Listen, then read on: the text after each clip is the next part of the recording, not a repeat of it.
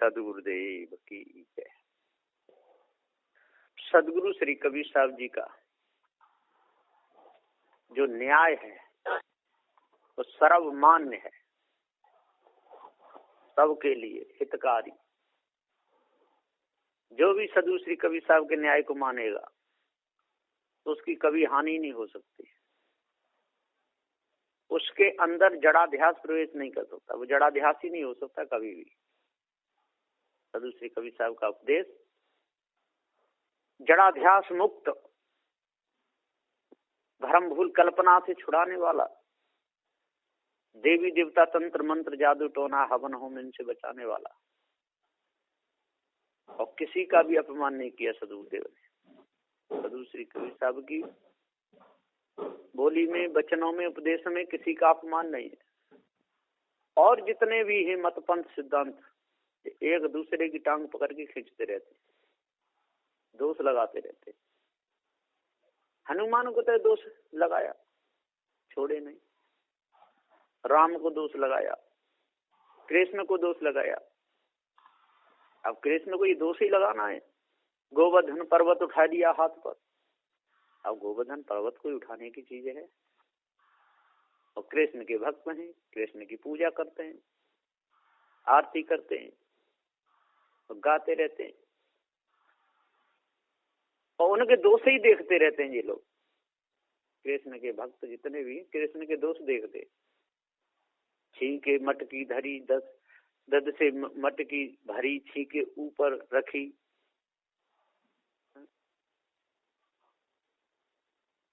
चोरी करने गया कृष्ण पकड़ गया, यही बातें करते रहते हैं। हर बैठे कदम तेरी छैया चरा रहे, गैया बजा रहे बांसुरिया, बांसुरी की धुनी सुनी, गोपिका सारी इकट्ठी हो गई, रास होने लगा।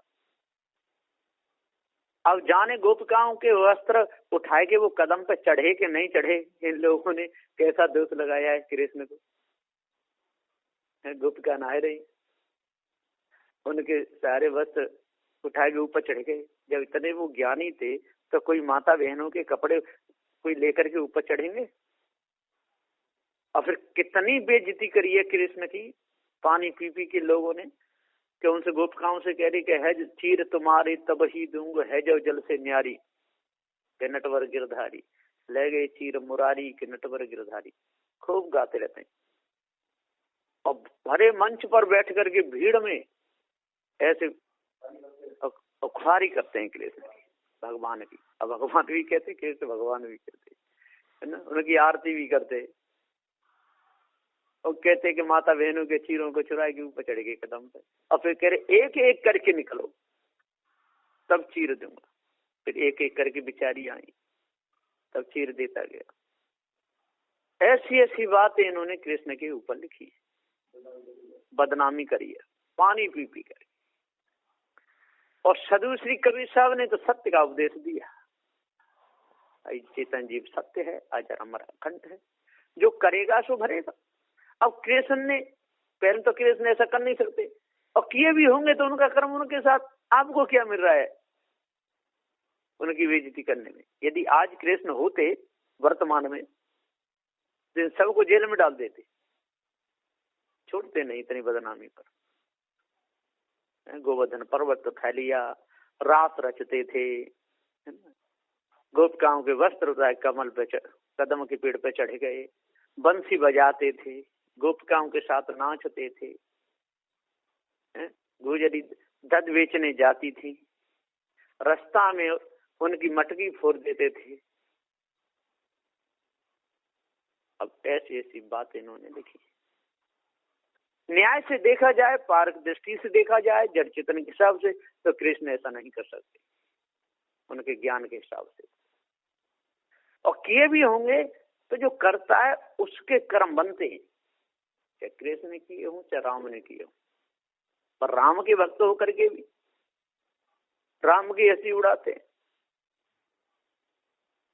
जो किसी पर धनुष नहीं उठा, 10,000 लोग लग गए, उस धनुष को राम ने उठा लिया, ये गप्पी तो और क्या है?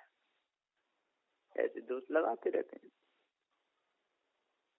राम ने शंभु ऋषि को जाकर के मार दिया, तो जाने मारा कि नहीं मारा,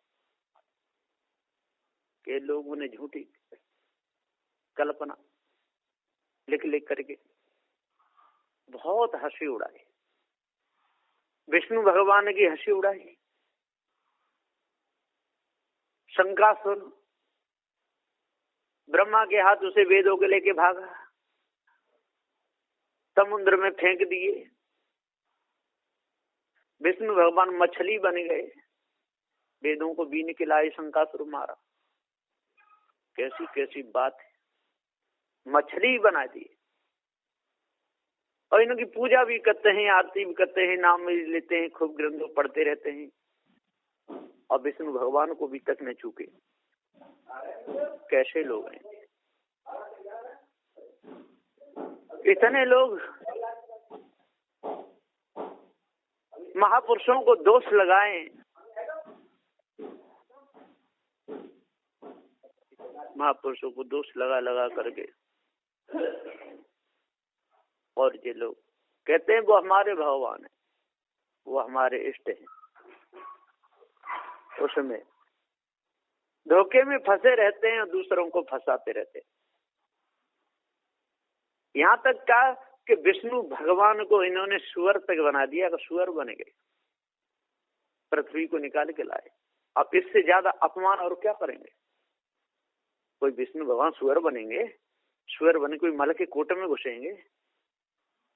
कोई कहते हैं भैंसा बन के दर्शन दिए, कोई कहते सुअर बन के दर्शन दिए, कोई कुत्ता बन के दर्शन दे दिए। बताओ, कृष्ण नामदेव है ये भोग भूमि का की योनि, गिरी हुई योनि, और उनमें कोई भगवान आए के दर्शन दे। कैसे लोग हैं, कितनी कितनी ख्वारी करी है। विष्णु भगवान को सुअर बना दिए, विष्णु भगवान को औरत तक बना दिए कि वो औरत बन गए, नाचते थे। और देव दानव ने जब समुद्र मंथन किया, उसमें 14 रत्न निकले। विष्णु भगवान लक्ष्मी के बाग मोहिनी का रूप बनाए, देवताओं को अमृत पिलाया और दानवों को मदरा। कैसी इन्होंने गप लगाई। कभी जनाने बन जाते, कभी मर्दाने बन जाते। अरे जैसे वो बनते होंगे, नहीं बनते होंगे, लेकिन न्याय से तो ऐसा नहीं हो सकता है। लेकिन ये लोग हंसी उड़ाते हैं महापुरुषों की। कृष्ण की हंसी उड़ाई, बहुत हंसी उड़ाई। राम की हंसी उड़ाई, विष्णु की हंसी उड़ाई, और सेवक की भी हंसी उड़ा दी। साथ में हनुमान की पूछे पूछ लगा दी, मुख बंदर का कर दिया। बच्चों जैसी कहानी। हनुमान द्रोणागिर पर्वत को उठाए लाए, फिर रखने भी गए होंगे। कैसी बातें इन्होंने लिखी।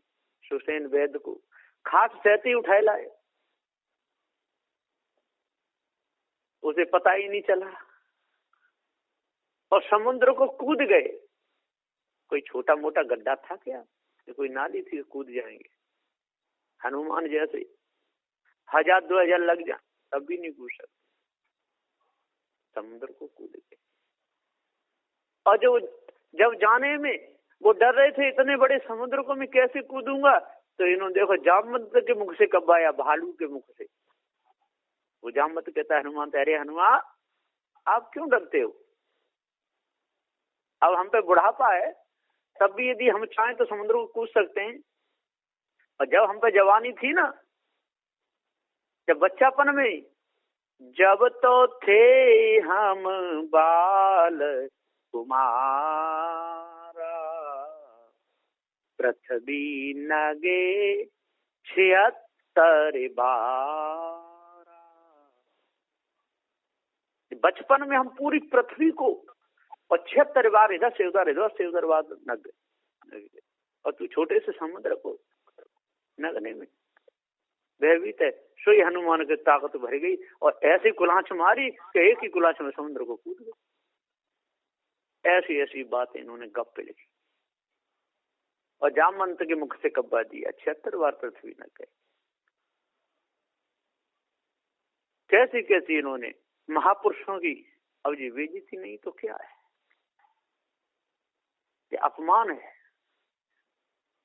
हाँ, उनके गुणों को धारण करना चाहिए, जो उनके जो सद्गुण हैं, जो उनके अच्छे विचार हैं, उनको यदि धारण करें तो ठीक है,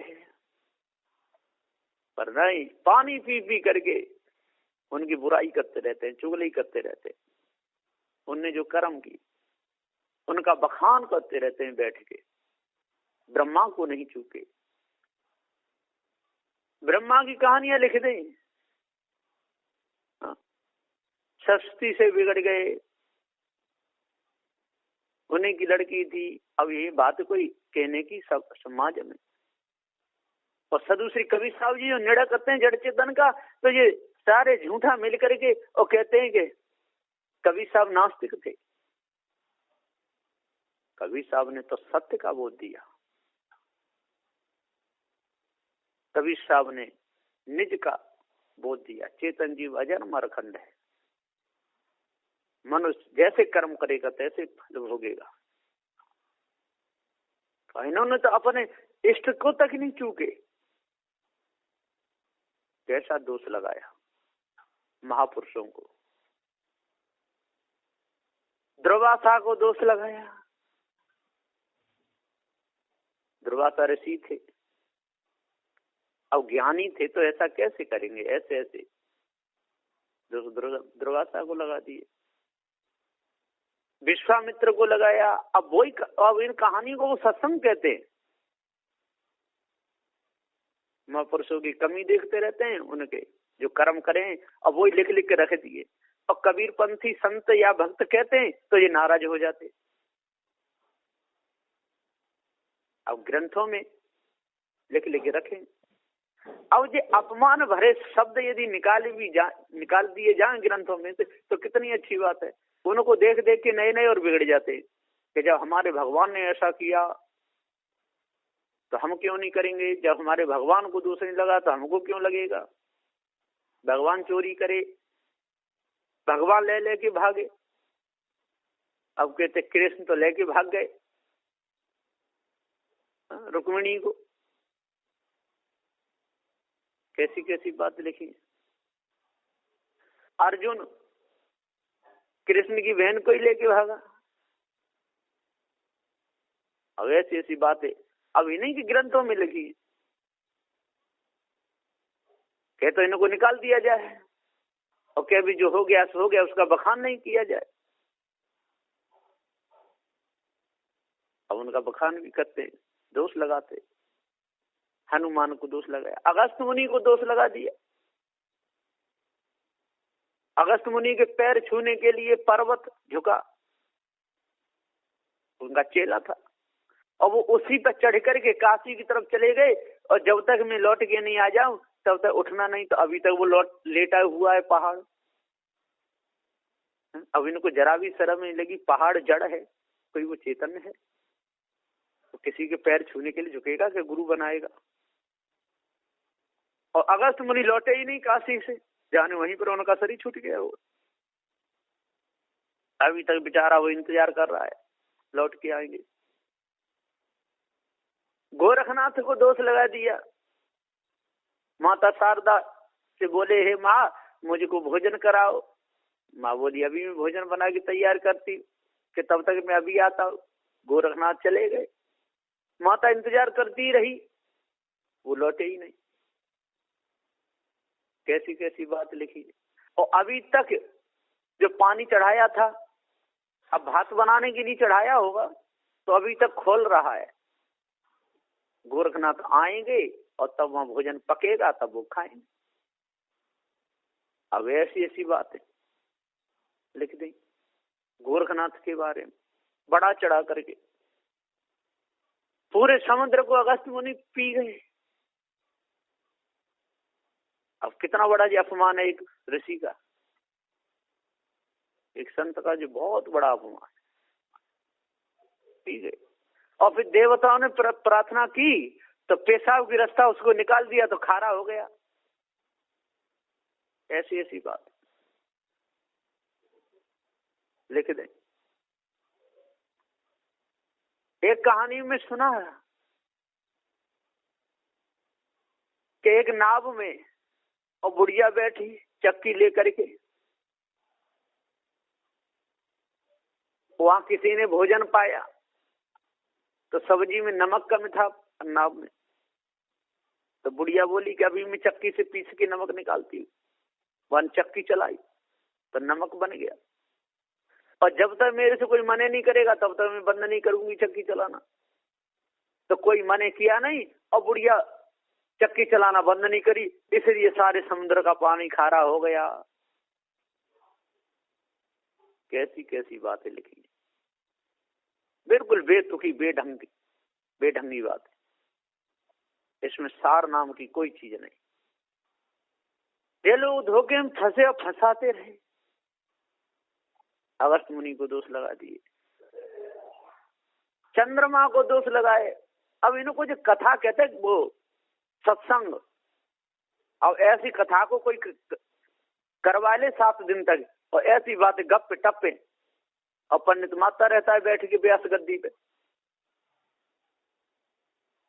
कहीं लंका कांड, कहीं कुंसा कांड, कहीं किष्किंधा कांड, भाई लड़ाई झगड़ा मार काट, वो ले उसको लेके भाग गया, वो उसको लेके भाग गया, उसने उसकी औरत रख ली, उसने उसकी औरत रख ली। यही बातें चलती रहती हैं। सत्संग नाम की बिल्कुल कोई चीज ही नहीं। सत्संग तो है ही नहीं। ये धोखे में फंसते रहते, फंसाते रहते।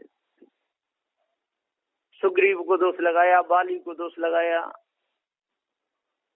विभीषण को दोष लगा दिया, मंदोदरी को रख लिया। बाली को दोष लगाया, उसकी पत्नी को रख लिया था सुग्रीव की, और फिर जब बाली मार दिया तो सुग्रीव ने उसकी पत्नी तारा को रख लिया।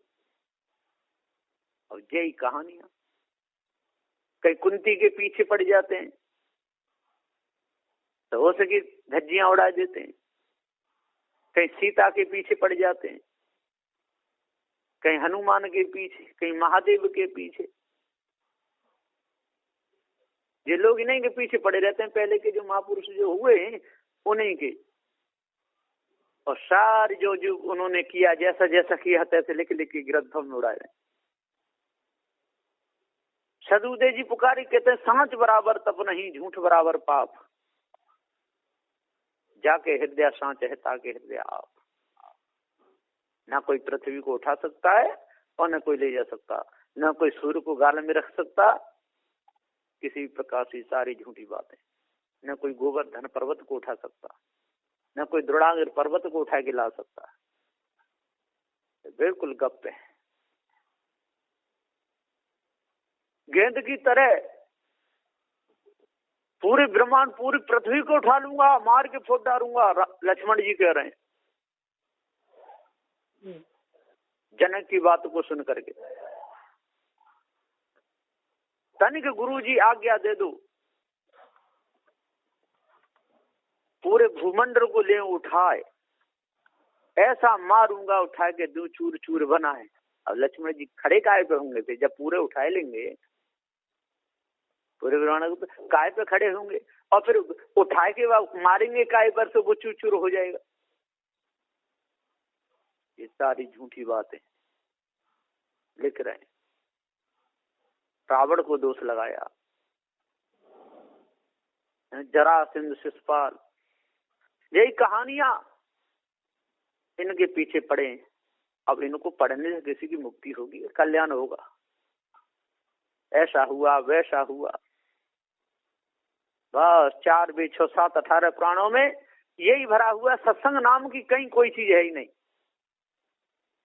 भव से छूटने का उपदेश कहीं भी नहीं है। ओधी सीधी बात है। रामचंद्र जी सीता की गोद में सिर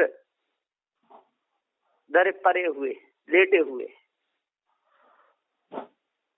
वहां पर जयंत इंद्र का बेटा वो आ गया कौआ बन के, और वो परे हुए। कि ये कैसे राम है, अपनी औरत की गोद में सो रहा है। तो कागा चरण चोंचे हते भागा, मूढ़ मंद मत कारण कागा, चला रुद्र रघुनायक जाना। एकदम रुद्र चला और उनके माथे पे पहुंचा। सीक धनुष सायक संधाना, एक सीख उठा के मारी राम ने और सीधी जाके वह कौआ के आंख में घुस गई। बेचारा फड़फड़ाता डोला, ब्रह्मा विष्णु महेश के पास गया। काऊ ने बात नहीं पूछी, फिर लौट के आके राम के चरणों में गिरा तो एक आंख फूट गई।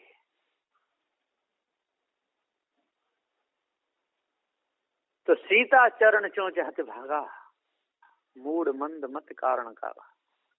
अब वहां तो चरण में लिखा है कि सीता के चरणों में चोंच मार के भागा,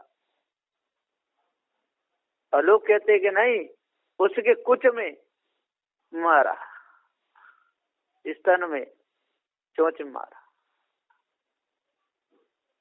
भगवान के चरणों में, चरण का तो खून पहुंच नहीं सकता है, तो खून पहुंचा। सीता चरण चोंच हते भागा, मूड मंद मत कारण कागा, चला रुद्र रघुनायक जाना, सिंह धनुषायक संधाना। अब ऐसी ऐसी बात लिखी जैसा इनका जाने इनको क्या हो गया था, नशा करके कलम चलाए होंगे कोई। आज यदि विचार करे इन कहानियों पर तो जग सकते हैं। और विचारवान विचार कर भी रहे। अब तो अच्छे अच्छे जो विद्वान हैं, पंडित हैं, वो इन बातों को कम महत्व दे रहे हैं, लेकिन दे रहे हैं। तो समझदारी की ये कोई बात नहीं, यही कहानियां कहते रहते हैं, सुनाते रहते हैं, ऐसा कर लो ये हो जाएगा, वैसा कर लो ये हो जाएगा। हनुमान के पीछे पड़ना, राम के पीछे पड़ना, शंकर के पीछे पड़ना, उन्हीं की जो उन्होंने जैसे कर्म किए उनका बखान करते रहना बैठ करके। साहिब जी पुकार के समझाते हुए कहते हैं कि ये पारक सिद्धांत सदगुरु श्री कबीर साहब जी का है। जो भी सत्य न्याय निर्णय से चलेगा, जो अष्ट महासद्गुणों को धारण करेगा, सत्य, विचार, शील, दया, धैर्य, विवेक, वैराग्य, गुरु भक्ति, जो इन सद्गुणों को जो धारण कर लेगा, जो चोरी, हिंसा, विचार, ईर्ष्या, क्रोध, मान, छल, गाली, निंदा, झूठ को जो त्यागेगा, और जो गप टप भरी जो कहानियां हैं इनको दूर करेगा। अरे उन्होंने जो भी किया, राम ने जैसे भी कर्म किए उनके साथ, कृष्ण ने जैसे भी कर्म किए उनके साथ, महादेव ने जैसे भी कर्म किए उनके साथ, हनुमान ने जैसे भी कर्म किए उनके साथ, जितने राजा महाराजा हुए, कर्म का दंड तो सबको भोगना पड़ता है, कोई भी हो तो उनको भी भोगना पड़ेगा। अब उनके कर्मों को आप बखान करते रहोगे तो आपका भी अंतर्गण गंदा ही होगा। गंदा नहीं हो तो क्या होगा। इसलिए आज वर्तमान में जड़ चेतन के भेद को समझो, और जो ईश्वर परमात्मा की जो कल्पना जो झूठी कर रखी है उसको अंदर से निकालो। जो पत्थरों की मूर्तियों को बना बना करके उनके आगे मेढ़ा बकरों को काटते रहते हो, फूल पत्ती घृत मेवा मिष्ठान चढ़ाते रहते हो, ये बंद करो, चेतन पूजा करो। घर में माता पिता की पूजा करो, अपने बुजुर्गों का, बड़े बूढ़ों का आदर करो, सतपथ पर चलो, ये झूठी बातों को अपने अंदर से त्यागो। जब तक ये तंत्र मंत्र जादू टोना हवन होम भूत भवानी चंडी मुंडी इनके चक्कर में फंसे रहोगे, तब तक ना आप लोगों का उद्धार हो सकता और ना आप किसी दूसरे का कर सकते। अपने आप को जानना चाहिए, धर्म को जड़ मूल से अपने अंदर से तज देना चाहिए, करना सीखो तो किसी का सम्मान करना सीखो। अब आदि से अंत तक 7 दिन की भागवत कहते हैं, और शुरू से लगा के 7 दिन तक यही बखान करते रहते हैं, उसने किया, उसने किया, उसने कंस को मार दिया, कृष्ण ने ऐसा किया, जरासंध ने ऐसा किया है, वहां पर पूतना को मार दिया, दूध पिलाने के लिए आई, उसके दूध से लग गए कृष्ण, सारे उसके दूध को पी गए, खून भी खींच गए, पूतना मर गई। अब ऐसी ऐसी बात है, जैसा मल्ल युद्ध हुआ, यही सारी कहानी कहते रहते। रामलीला में देखो, रामलीला में पूरे कहीं सत्संग नाम की कोई चीज नहीं, कृष्ण लीला में देखो कहीं सत्संग है ही नहीं, भागवत में देखो कहीं सत्संग नाम की कोई चीज नहीं, नीलावती कमलावती सत्यनारायण कथा में कथा नाम की कोई चीज नहीं। यही बातें सुनते रहते हैं। तो सदुदेव जी हम पुकार के समझाते हुए कहते हैं कि आज आप लोगों को सुंदर समय मिला है, अपार सिद्धांत मिला है, सदु श्री कबीर साहब का सिद्धांत। सदग्रंथ बीजक को गुरुमुख से मन लगा करके पढ़ो, जड़ चेतन के भेद को जान लो, तब आपके अंदर की कालमा छूटेगी। चेतन पूजा को जानो, और जितनी ख्वारी करते हो बैठ करके ऊंचे ऊंचे सिंहासनों पे, उनको बंद करो, और वहां पर सत्य न्याय निर्णय की, जो उनने अच्छे कर्म किए, जो अच्छा उपदेश दिया, उस उपदेश को बोलो। अब उन्होंने ऐसे कर्म किए कि नहीं किए, और निर्णय से तो ऐसा मालूम पड़ता है कि वो ऐसे कर्म नहीं कर सकते, और किए भी होंगे तो वो अपने कर्म का स्वयं दंड भोगेंगे, आपको क्या लेना देना। आप अपने कर्म सुधारो, यदि कर्म अपने सुधारोगे भाई तो तुम पर जुर्म है न ईश्वर खुदाई। अब तो कोई जुर्म नहीं है। मुसलमान अल्लाह खुदा के पीछे, पैगंबर उन्होंने ऐसा किया वैसा किया वैसा, अरे उन्होंने किया। आप अपने कर्मों को देखो, अपने कर्मों को सुधारो, आपका भला होगा। अपने अपने कर्मों को सुधारने के पीछे पड़ो, अपनी आदत सुधारने के पीछे, अपने कर्मों को सुधारने के पीछे। अच्छा भोजन पवित्र करो, मांस खाना छोड़ो, काटना मारना छोड़ो, हलाल करना छोड़ो, देवी देवताओं के नाम से बकरा मुर्गियों को काटना पीटना छोड़ दो, इनको अलग करो, तब आपका हृदय पवित्र होगा, तब आप सच्चे मनुष्य कहलाओगे, और मानवता आपके अंदर आएगी, और तभी आप मनुष्य कहलाओगे। और मानवता नहीं आएगी तो दानव कहलाओगे, फिर पशुओं में आप में कोई अंतर नहीं रहेगा।